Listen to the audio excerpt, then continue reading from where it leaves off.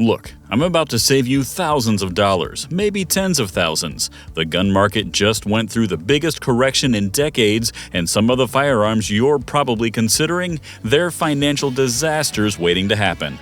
We're talking about guns that have lost more than half their value in just a few years, not junk guns from sketchy manufacturers. I'm talking about mainstream firearms that people actually bought, thinking they were making smart purchases. Today we're counting down the 20 guns that have become complete money pits. Some of these might surprise you, others you might say, yeah, I should have seen that coming. But all of them have one thing in common: they'll drain your wallet faster than you can say depreciation. Disclaimer: before we dive in, let me be crystal clear about something. This list is my opinion based on extensive research and market analysis. I'm not here to trash your favorite gun or start a flame war in the comments. Every shooter has their preferences, and what works for you is what works for you. This is about helping you make informed financial decisions, not telling you what to shoot. If you love one of these guns and it serves you well, that's awesome. But if you're shopping for a new firearm and want to avoid losing your shirt, pay attention.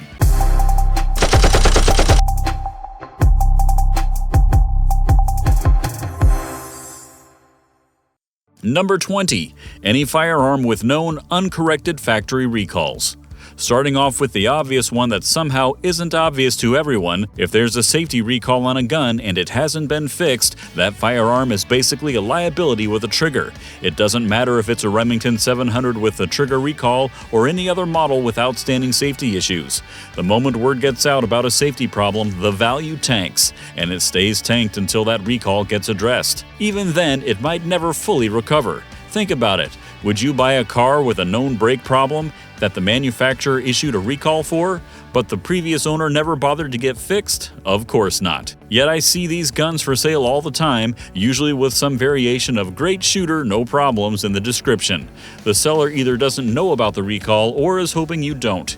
Either way, it's a hard pass. Your money is better spent literally anywhere else. The worst part, some of these recalled guns were actually decent firearms before the safety issue came to light. But once that trust is broken, the market doesn't forgive. And why should it? There are too many good guns out there without potential lawsuit written all over them. Number 19. Mossberg 590 Shockwave, early models, unmodified. The Shockwave was one of those guns that seemed like a brilliant idea until reality set in. When it first came out, people went crazy for it. A shotgun that wasn't technically a shotgun, thanks to some creative interpretation of ATF rules. It had that tactical look that gets people excited, and the novelty factor was through the roof. But here's the thing about novelty: it wears off. And what you're left with is a firearm that's honestly not great at being anything. It's too short to shoulder properly, too long to be handy like a pistol, and the recoil will remind you why shotguns usually have stocks. It's basically a wrist breaker that looks cool in photos. The early models especially are suffering in the used market because newer short-barreled options have come along that actually make sense. Plus, the whole firearm classification thing has been explored to death now. The Shockwave was the first to market, but first doesn't always mean best. I'm not saying it's completely useless, some people genuinely like them, but for most shooters, it's a solution looking for a problem. And solutions looking for problems don't hold their value when the market cools down. Number 18. Stevens 320. The Stevens 320 is what happens when you try to make a gun as cheap as possible while still having it function. During the panic buying, people were grabbing these things left and right because they were available and affordable. But affordable doesn't always mean smart. This is one of those guns that works fine when it's new, but the question is how long it keeps working. The build quality is exactly what you'd expect for the price point. Acceptable for light use, questionable for anything demanding.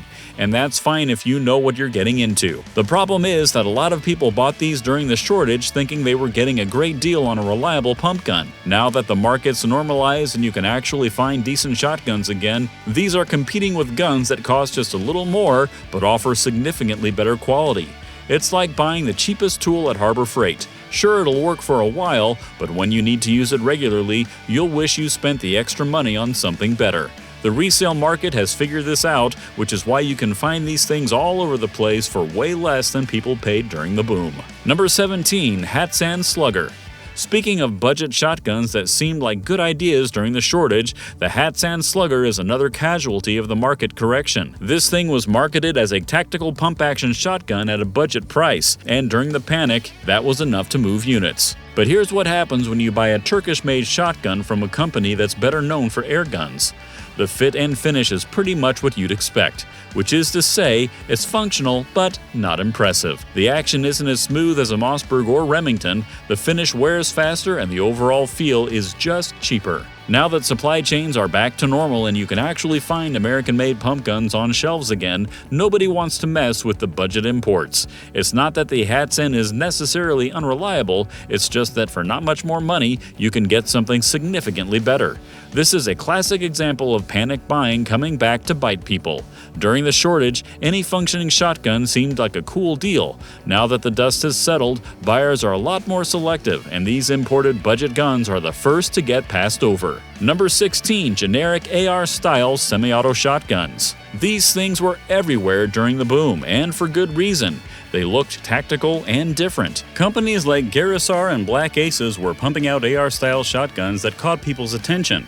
The problem is, they were pretty much all style and no substance. An AR-15 works because it's been refined over decades. The ergonomics make sense, the controls are intuitive, and the manual of arms is consistent. But when you try to shoehorn a shotgun into that platform, weird things happen. The balance is all wrong, the controls don't work as well, and you end up with something that's neither fish nor fowl. Plus, these were mostly coming from manufacturers without a long track record of making quality firearms, so you're getting an experimental design from a company you've never heard of, shooting a cartridge that's hard on firearms in a configuration that doesn't really make sense. What could go wrong? The market has figured out that these were basically fad guns. They looked cool in the gun store, but when it came time to actually use them, most people went back to their regular pump-action or semi-auto shotguns.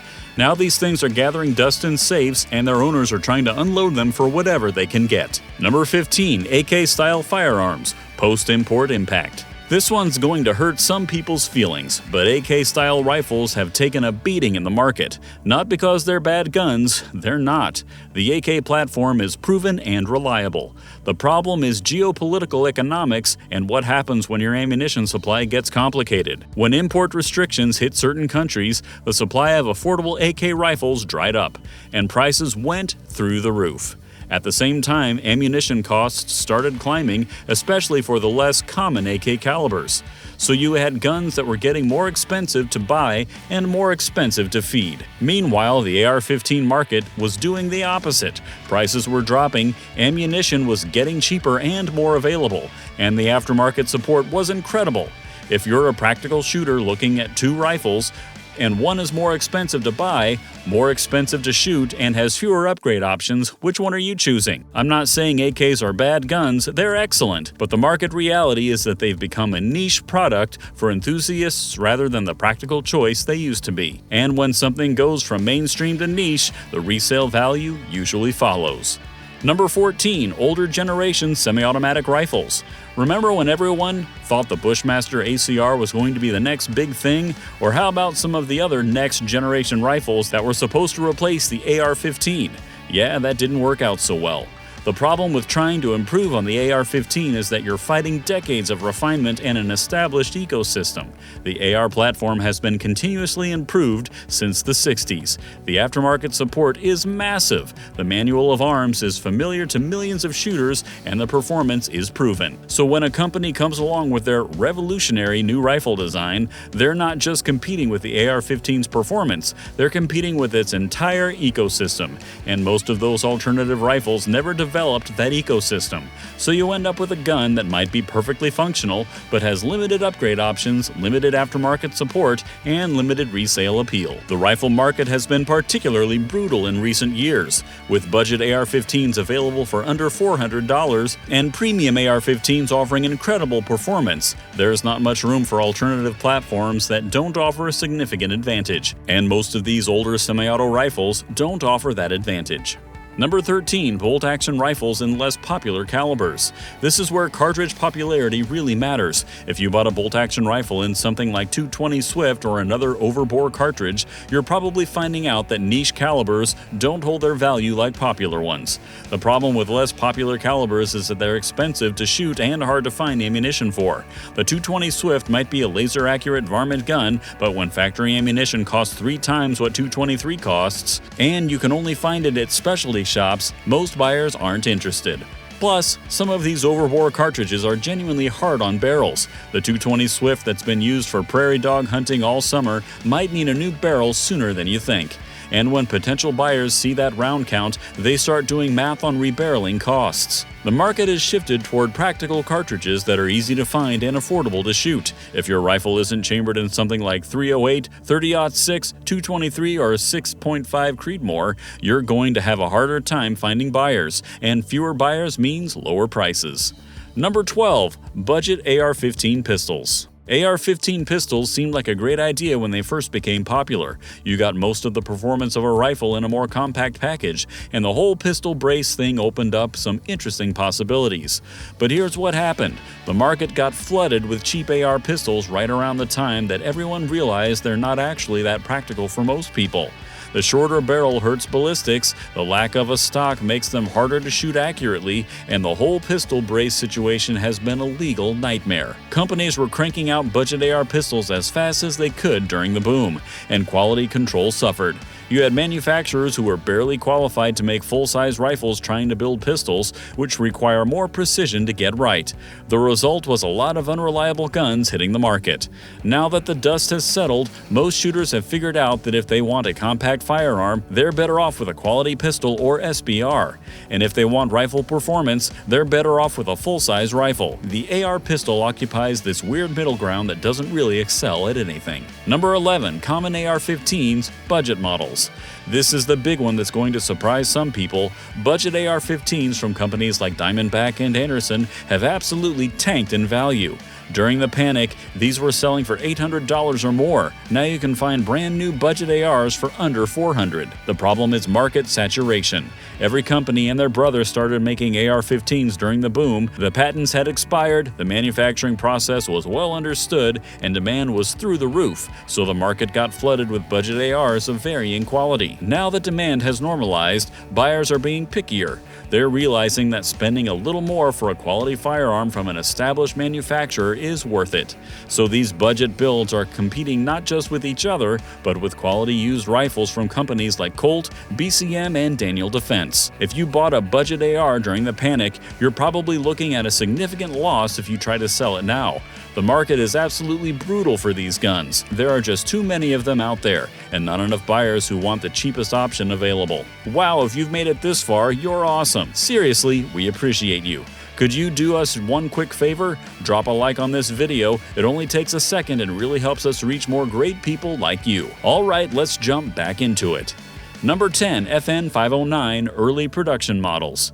The FN509 should have been a home run. FN knows how to make quality firearms, and the 509 had all the features that modern shooters want, but the early production models had some issues that hurt the gun's reputation. There were reports of reliability problems with certain ammunition types, and some of the early guns had quality control issues that shouldn't have made it past the factory.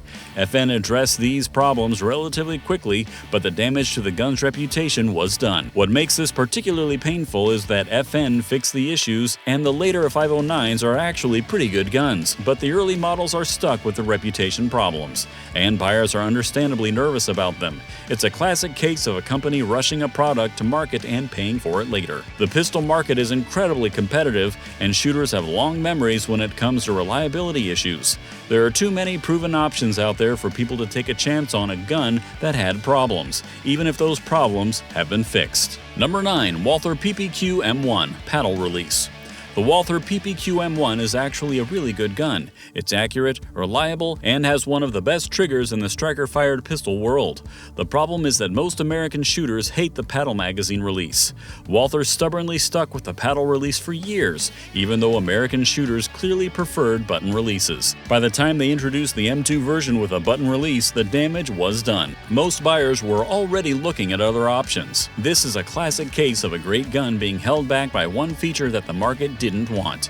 The paddle release works fine if you're used to it, but most American shooters aren't. And when you're trying to sell a used gun, you need to appeal to the broadest possible market. The M2 version with the button release has done much better in the market, which just proves that it was really the magazine release holding the M1 back. But now the M1 is stuck with a reputation as the weird PPQ, and that's reflected in the resale values. Number 8. Common mass-produced revolvers, non-collectible. Revolvers have taken a particularly hard hit in the current market. Sales are down significantly, and that's being reflected in used gun values. The problem is that most people buying revolvers today are looking for something specific, either a collectible gun or a high-end target or hunting revolver. The mass-produced revolvers that flooded the market during the boom don't fit either category. They're not collectible, and they're not high-end. They're just ordinary revolvers that were bought by people who thought they were making a smart purchase.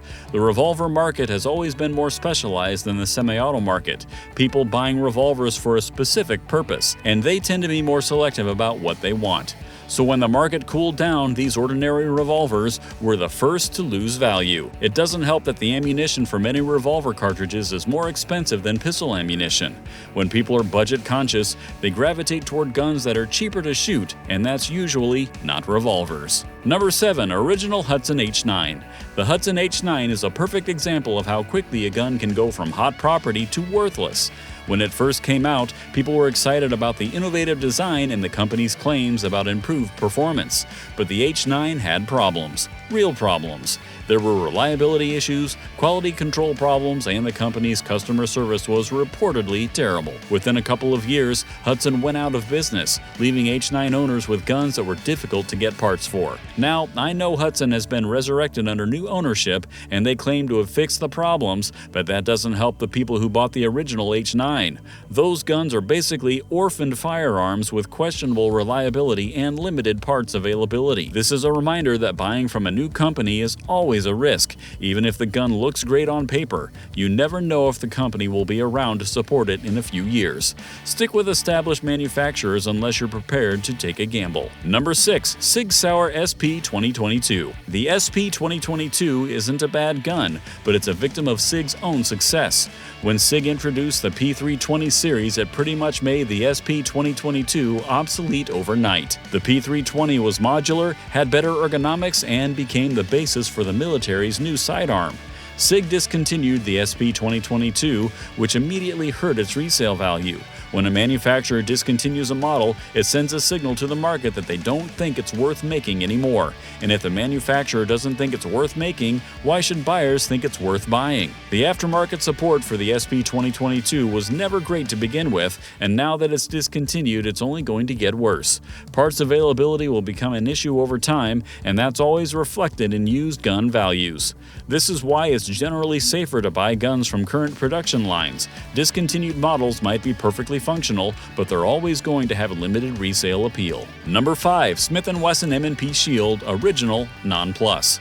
The original M&P Shield was a huge success for Smith & Wesson. It was one of the first truly compact single-stack 9s that actually worked well, and it dominated the concealed carry market for years. But then Smith & Wesson did something smart. They improved it. The Shield Plus increased capacity, improved the trigger, and addressed most of the complaints about the original. The problem is, they improved it so much that it made the original Shield look obsolete. Why would anyone buy an original Shield when they can get a Shield Plus for about the same money? The Plus holds more rounds, shoots better, and has all the same reliability that made the original popular. It's a no-brainer. This is actually a good problem for Smith & Wesson to have. They improved their product so much that it cannibalized sales of the original.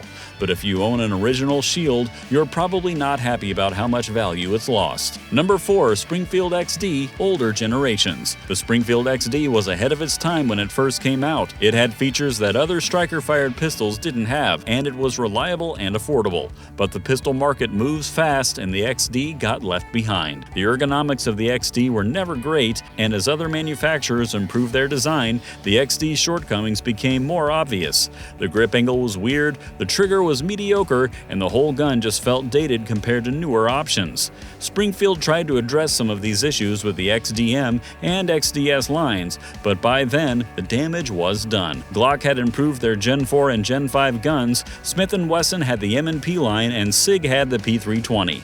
The XD was competing in a much more crowded field. The used market has been particularly brutal for older XDs. There are just too many better options available for similar money. And when you're trying to sell a used gun, you need to offer something that buyers can't get elsewhere. Number 3. Glock 17 Gen 3, used. This one's going to be controversial, but hear me out. The Glock 17 Gen 3 is a great gun. It's reliable, accurate, and has been proven in military and police service worldwide. The problem is that the patents have expired and the market is flooded with Glock clones that are just as good for less money. Companies like Polymer 80, PSA, and others are making guns that are functionally identical to Glock 17s but cost significantly less. Why would someone buy a used Gen 3 Glock when they can get a brand new clone for the same money or less? Plus, Glock has continued to improve the platform with Gen 4 and Gen 5 guns. The newer Glocks have better ergonomics, improved triggers, and other refinements that make the Gen 3 guns feel dated. The Gen 3 Glock 17 is still a perfectly functional gun, but it's no longer the value proposition it once was, and in a market where value matters, that's a problem. Number 2. Glock 19 Gen 3, used. Everything I said about the Glock 17 Gen 3 applies to the Glock 19 Gen 3, but even more so. The Glock 19 has been the gold standard for compact pistols for decades, and now there are dozens of guns that do the same thing for less money. The compact pistol market is incredibly competitive now. You've got the Sig P365, the Springfield Hellcat, the Smith & Wesson Shield Plus, and countless others. All of these guns offer similar or better performance than the Glock 19, often for less money. And then there are the Glock clones. PSA's Dagger is essentially a Glock 19 clone that sells for significantly less than a used Glock 19. Why would someone buy a used Glock when they can get a new clone for less money? The Glock 19 Gen 3 is still a great gun, but it's no longer the automatic choice it once was. And that's reflected in the used gun market, where these guns are sitting longer and selling for less than they used to. Number 1. Taurus G3C. And here we are at number 1, the Taurus G3C. This gun represents everything wrong with panic buying and the race to the bottom in gun manufacturing. During the shortage, people were buying these things because they were available and cheap. Now we're finding out why they were cheap. The G3C has documented reliability issues, quality control problems, and a track record of rapid wear. The slide finish wears off quickly, the trigger is terrible, and there are reports of various mechanical failures. These aren't isolated incidents, they're pattern problems. But the real issue isn't just that the G3C is a mediocre gun, it's that for just a little more money, you can get something significantly better. A used Glock, Smith & Wesson, or Sig will cost more up front, but it'll actually work when you need it to. The market has figured this out, which is why you can find G3Cs all over the place for way less than people paid for them. Nobody wants to buy someone else's problem gun, especially when there are so many better options available. This is the perfect example of why buying cheap can be expensive. The G3C might have seemed like a good deal at $300, but if it doesn't work when you need it to, it's not a good deal at any price. And there you have it, 20 guns that have become financial disasters for their owners. The common thread here is that most of these problems were predictable if you knew what to look for. Panic buying, chasing fads, and going with the cheapest option usually don't end well. The gun market is brutal right now for certain types of firearms, but it's also creating opportunities for smart buyers. If you know what to avoid and what to look for, you can get some great deals on quality firearms. Drop a comment and let me know what you think of this list. Did I miss any obvious ones? Do you disagree with any of my picks? And if you found this helpful, make sure to subscribe to the Guns You Can't Live Without channel. We'll keep you informed about what's worth buying and what's worth avoiding in this crazy market. Thanks for watching, and I'll see you in the next one.